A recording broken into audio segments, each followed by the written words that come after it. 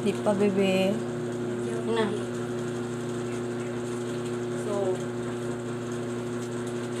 So, itong mga ipinakita ko sa inyong mga larawan ay mga halimbawa ng locomotor movement. So, ang locomotor movement is ito yung paggalaw ng ating katawan from one place to another. Naintindihan ba? Ang halimbawa nito ay jumping. Yung jumping. Ang halimbawa pala nito ay walk. Ang walk. Nag-move ba ako from one place to another? Yes, very good. So now,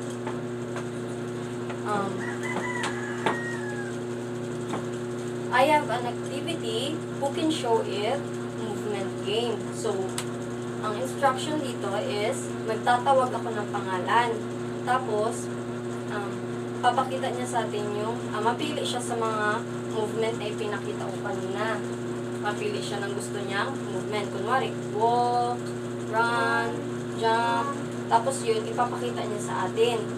Tapos nun, after nun, puhulaan natin kung ano yung ipinakita niyang movement. Okay ba? Naintindihan? Okay. First, Sophia, what movement did you choose? Anong ginagawa ni Sophia? Anong movement daw yan? Walk. Very good. You may take your seat. So, next, Rainiel. Anong movement ang gusto or... anong pinakita mo? Jumping. Very good. You may take your seat. Next, Sheena Love. What movement did you choose? Ano pinakita ang movement ni Slide. Slide. Very good. At dahil dyan, may premyo kayo. So,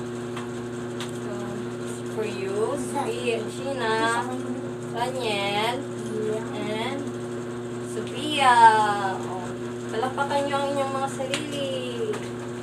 Okay, now.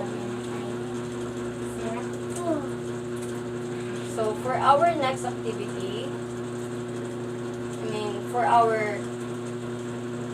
children, you have 10 minutes left. So, let's clap 5 times for completing our activity all together now. 1, 2, 3, 4, 5, 6. Oops. Okay. Now, pwede na kayong mag-recess. So, before kayo kumain, dapat ay maghugas ng mga kamay. At pagkatapos kumain ay itapon sa basurahan ang inyong